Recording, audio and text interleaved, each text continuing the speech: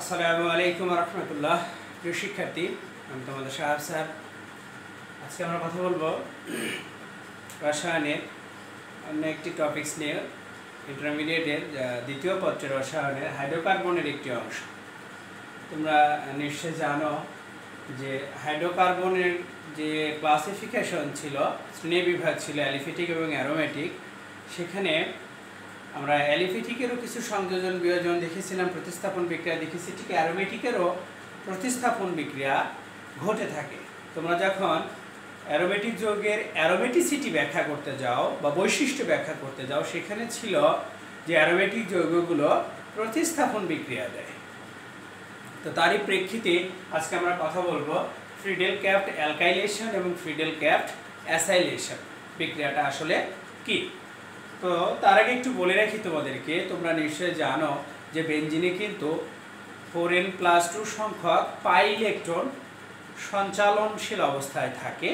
হ্যাকেলের নিয়ম অনুসারে আমরা এটা প্রমাণ পেয়েছিলাম। তোমরা নিজেরাও জানো যে বেনজিনের যে বলয় একান্তরিত দ্বিবন্ধন থাকে এবং সেখানে 4n+2 সংখ্যক পাই ইলেকট্রন চক্র আকারে, এই যে বৃত্তের যে গোলটা, এটা বোঝায় যে সাইকেল বা চাকরিক আকারে ঘুরতে থাকে, চক্র আকারে বৃত্ত আকারে ঘুরতে থাকে। ওকে, এটা নিয়ে আমরা কথা বলবো। প্রথমত আসি ফ্রিডেল ক্যাফট বিক্রিয়াটা আসলে কি। অনার্দ্র অ্যালুমিনিয়াম ক্লোরাইডের উপস্থিতিতে, সংজ্ঞাটি এভাবেই আছে, অনার্দ্র মানে কি, আর্দ্র মানে ভেজা, অনার্দ্র মানে ভেজা না, মনে রাখবে এটা। অনার্দ্র অ্যালুমিনিয়াম ক্লোরাইডের উপস্থিতিতে আমরা যদি অ্যারোমেটিক যৌগের সাথে অ্যারোমেটিক যৌগের বিক্রিয়া ঘটায়, তোমার অ্যালকাইল হ্যালাইড অথবা অ্যাসাইল হ্যালাইড, অ্যালকাইল অথবা অ্যাসাইল হ্যালাইড যদি অ্যারোমেটিক যৌগ বা বেনজিন যদি ধরে নেই ঘটায়, তখন ওই অ্যারোমেটিক যৌগ বা বেনজিনের যে প্রতিস্থাপিত হাইড্রোজেন, এই হাইড্রোজেনটা সরে গিয়ে তখন তোমার এই যে অ্যালকাইল হ্যালাইডের অ্যালকাইল মূলকে সেই জায়গায় প্রবেশ করবে। তাহলে এখানে এসে অ্যালকাইল মূলক যাবে আর এখানে যাবে অ্যাসাইল মূলক। তাহলে আমরা কি বলতে পারি, অনার্দ্র অ্যালুমিনিয়াম ক্লোরাইডের উপস্থিতিতে বেনজিন বা অ্যারোমেটিক যৌগের সাথে অ্যালকাইল অথবা অ্যাসাইল হ্যালাইড বিক্রিয়া করে অ্যালকাইল বা অ্যাসাইল মূলক ওই হাইড্রোজেনকে প্রতিস্থাপন করে যদি আমাদের অ্যারোমেটিক হাইড্রোকার্বন অথবা অ্যারোমেটিক কিটোন নামের একটি যৌগ প্রস্তুত করে, তখন আমরা তাকে বলবো হচ্ছে ফ্রিডেল ক্রাফট বিক্রিয়া। তো এই ক্রাফট বিক্রিয়াটা যেহেতু অ্যালকাইল মূলকের উপস্থিতি এবং অ্যাসাইল মূলকের উপস্থিতিতে হয়ে থাকে, এই জন্য দুই ভাগে ভাগ হয়, Friedel Crafts alkylation, Friedel Crafts acylation. Okay, আমরা CH3 কে আমরা বলতেছি অ্যালকাইল মূলক, CH3CO যদি থাকে, CH3 যদি থাকে এরকম, এটাকে বলা হয় অ্যালকাইল মূলক। আর যদি এরকম থাকে CH3CO, এটা এই পুরোটাকে বলা হয় অ্যাসাইল মূলক। এটা অ্যালকাইল মূলক, এটা অ্যাসাইল মূলক, এই কারণে দুটো ভাগে ভাগ। দেখো তাহলে এটা বেনজিন, নিশ্চয় জানো বেনজিনের কি আণবিক সংকেত কত, C6H6, এটা নিশ্চয় তোমাদের জানা আছে আণবিক সংকেত এটা। তাহলে এখন এই যে হাইড্রোজেন, এই হাইড্রোজেনটা সরে যাবে, তাহলে সরে গেলে এই যে মিথাইল মূলক আছে, এই মূলকটা এখানে যুক্ত হবে। দেখো মিথাইল মূলক আসে যুক্ত হয়েছে, আর এই হাইড্রোজেন আর ক্লোরিন মিলে কি তৈরি করছে, হাইড্রোজেন ক্লোরাইড। তাহলে বেনজিন বলয়ের উপর যদি মিথাইল মূলক আসে, তখন তাকে বলা হয় টুলুইন, এটা একটি অ্যারোমেটিক হাইড্রোকার্বন। ওকে, একইভাবে এই CH3CO এই হাইড্রোজেন যদি প্রতিস্থাপিত হয়, তাহলে CH3CO দেখো এখানে যুক্ত হয়ে গেছে, আর H আর Cl মিলে দেখো হাইড্রোজেন ক্লোরাইড তৈরি করছে। তাহলে CH3CO মানে হচ্ছে কিটোন মূলক, CH3 মানে মিথাইল মূলক, আর এই যে এই অংশটা বেনজিনের যে বলয়, এই বলয় যদি এভাবে থাকে হাইড্রোজেন ছাড়া, তখন এটাকে বলা হয় হচ্ছে ফিনাইল মূলক, তখন এটাকে বলা হয় ফিনাইল মূলক। তাহলে এক পাশে ফিনাইল, এক পাশে মিথাইল, তাহলে কি মিথাইল ফিনাইল কিটোন বা অ্যাসিটোফেনল, দুটো নাম, অ্যাসিটোফেনল অথবা মিথাইল ফিনাইল কিটোন প্রস্তুত করে। আচ্ছা, এবার আসি আমরা একটু তার মেকানিজম নিয়ে কথা বলি, আসলে মূল ঘটনাটা কি হয়েছিল এখানে। দেখো আমরা প্রথমে কি নিয়েছিলাম, প্রথম বিক্রিয়ার কথা যদি বলি, CH3Cl আর অ্যালুমিনিয়াম ট্রাইক্লোরাইড অনার্দ্র, এরা পরস্পরের সাথে বিক্রিয়া করার পর এই যে ক্লোরিনটা, এই ক্লোরিনের এখানে চলে চলে গিয়ে কি করে, যেহেতু তারা গ্রহণ করছে ক্লোরিনকে, তাহলে ইলেকট্রন গ্রহীতা, তাহলে নেগেটিভ আয়ন গঠন করবে, আর যেহেতু এটা ছেড়ে দিছে তাহলে পজিটিভ। এটাকে বলা হয় কার্বোক্যাটায়ন, এটাকে বলা হয় কি অ্যানায়ন গঠন করছে। তো এই CH3+ আর এই অ্যালুমিনিয়াম কি Cl4- টেট্রাক্লোরাইডের নেগেটিভ আয়ন গঠন করে আছে। এখন এই যে কার্বোক্যাটায়ন আসলে, কার্বোক্যাটায়ন বেনজিনের সাথে যুক্ত হলো। তো এই কার্বোক্যাটায়ন যখন বেনজিনের সাথে যুক্ত হবে, যেহেতু এটি প্লাস চার্জকে তুমি যদি মানে ব্যালেন্স করতে চাও, নিউট্রাল করতে চাও, তাহলে তাকে দিতে হবে প্রশমিত করতে গেলে।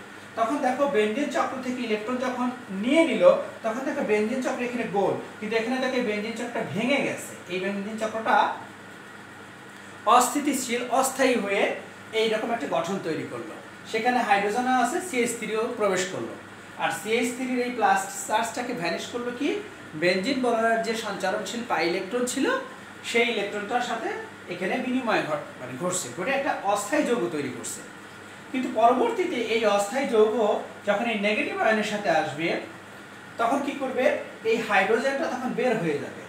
হাইড্রোজেনটা তখন প্লাস আয়ন আকারে বের হয়ে যাবে, আর এখানে দেখো মাইনাস আয়ন ছিল। তখন এখানে শুধু CH3 থেকে যাবে, দেখো CH3, আর এটা ভেঙে যাবে, Cl4 নেগেটিভ আয়নটা ভেঙে যাবে। ভেঙে গেলে এই H আর এখান থেকে Cl বের হয়ে যায়, তখন HCl গঠন করবে, আর অ্যালুমিনিয়াম ট্রাইক্লোরাইড তখন আগের অবস্থায় ফিরে যাবে। এটা ছিল হচ্ছে মূলত ফ্রিডেল-ক্রাফট অ্যালকাইলেশনের মেকানিজম। তুমি একইভাবে CH3CO দিয়েও তুমি দেখাইতে পারো, একই ঘটনা, শুধু খালি CH3-র পরে CO-টা যুক্ত করতে হবে, করে একইভাবে তুমি দেখাবা এটা। তো আমি যদি একটু দেখিয়ে দিতে পারি এই জিনিসটা, দেখো এটা গেল হচ্ছে অ্যালকাইলেশনের মেকানিজম। আমি এখন অ্যাসাইলেশনের মেকানিজমটা একটু দেখাচ্ছি, দেখো কি হয়। তাহলে আমরা অ্যাসাইল ক্লোরাইডকে নেব, CH3COCl+, আমার এখানে বিক্রিয়া ঘটাচ্ছিল হচ্ছে কি অ্যালুমিনিয়াম ট্রাইক্লোরাইড, এটা বিক্রিয়া ঘটাচ্ছে। আচ্ছা, এখন দেখো এখান থেকে ক্লোরিনের অংশটা যদি বের হয়ে যায়, তাহলে এখানে যুক্ত হবে, তাহলে এই CH3CO থেকে যাবে, তাহলে এখান থেকে আমরা পাচ্ছি কত, CH3CO, এখানে কার্বনের প্লাস এটা। তাহলে এখান থেকে যেটা আমরা পাচ্ছি,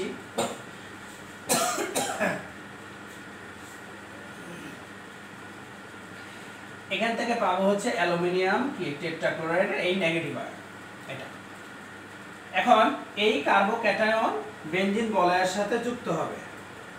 দেখো আমি দেখাচ্ছি, এখানে আমরা যে বেনজিন বলয়ে যে হাইড্রোজেনটা লিখে রাখি, মূলত এখানে হাইড্রোজেন প্লাস CH3CO, এটা প্লাস।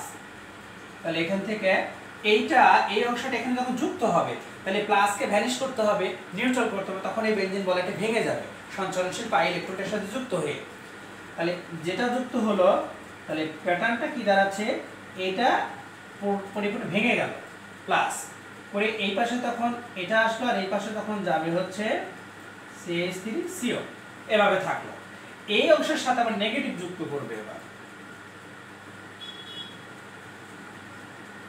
এটার সাথে, তাহলে এই পাশে H, তাহলে এখানে CH3CO এরকম থাকলো, করে এখান থেকে নেগেটিভ অংশটা যুক্ত করব, নেগেটিভ আয়নটা আমরা যুক্ত করব, করলে এই হাইড্রোজেনটা বের হয়ে যাবে প্লাস আয়ন আকারে, Hটা বের হয়ে যাবে, তখন এর সাথে যুক্ত হবে, একটা ক্লোরিনকে নেবে।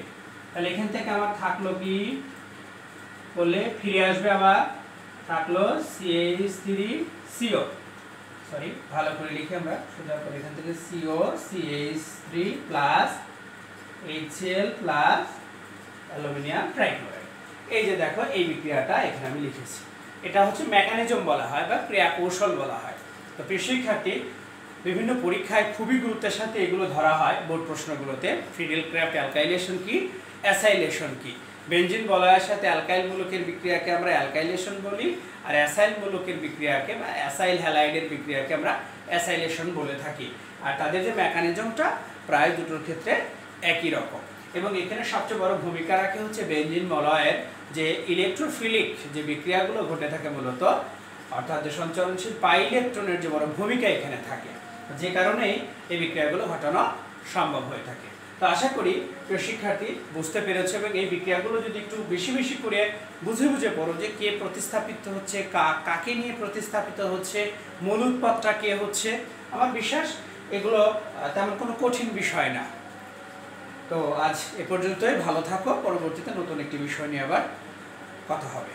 আসসালামু আলাইকুম ওয়া রাহমাতুল্লাহ।